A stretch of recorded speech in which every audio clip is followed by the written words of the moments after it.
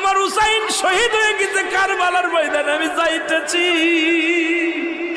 আমার হুসাইন ডাক দিছে নানাজি কইয়া, আমি রওজায় থাকতে পারি নাই রে, আমি হুসাইনের দেখার জন্য নবীজি রওজা থেকে উঠা গেছি। আলেমরা সর।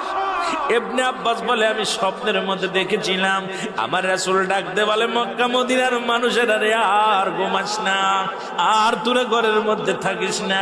আমি নবী রওজায় ঘুমাইতে পারি নাই, কান্না সহ্য করতে পারি নাই।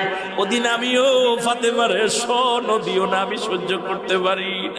আমার হুসাইন যখন ডাক দিয়েছিল না নাজি ইয়া মুহাম্মাদ